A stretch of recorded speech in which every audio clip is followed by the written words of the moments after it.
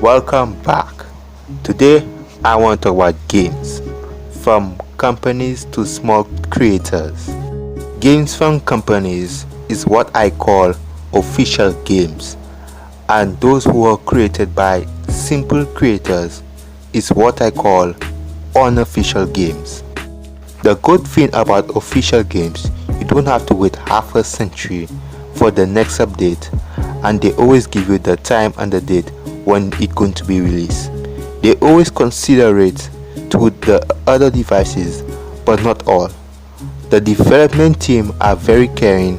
They listen to the community and incorporate memes and request them into the game. But the downside about official games, some of them put the money over the actual game. What I mean is they put graphics over story, and this is what makes a shitty game. It's understandable why they do this, because the new gen always complain about graphics and more graphics. A game could have a shitty graphics, but once it has a good and interesting story, graphics doesn't matter. Some of them always want you to play the game with internet access. This is something that bothers me a lot. For example, you play a nice RPG game, but you can only play it while you're connected to the internet.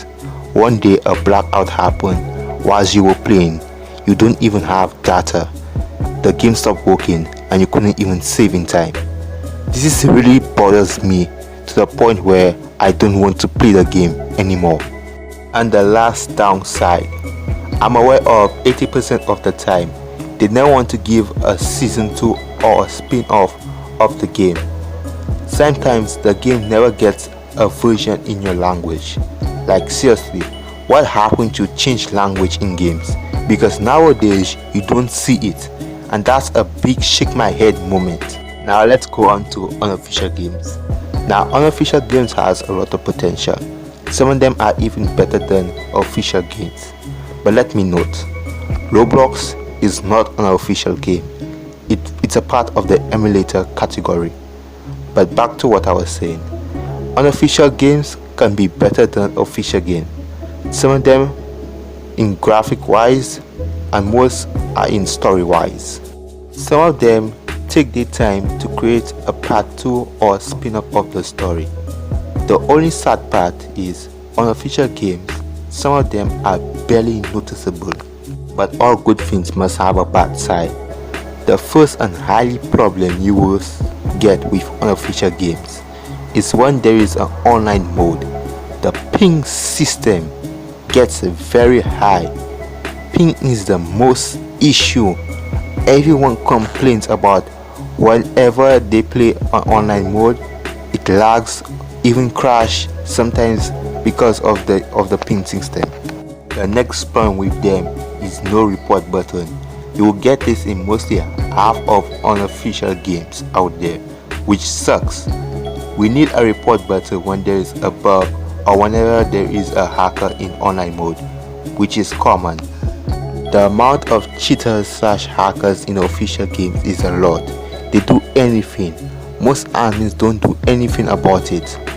They don't even give dates when something is going to be released, and when they do, they change the date. I remember waiting 4 months for just an official game, and he kept on changing the dates over and over and over. And lastly, the last bad side about unofficial games, hackers everywhere. Yes, you heard me. Unofficial games has a lot of hackers. Like literally 32% of people that play unofficial games are hackers. Most of them don't even speak English. And what the creators does about this? Literally nothing. They let the hackers roam free in the game like they owe some kind of admin. To all unofficial game creators, please stop making hackers rule your game. Stop not coming up with report system. If you don't know how to make a report system, go on YouTube. But that's all for this video. I will see you guys / ladies next time. Bye.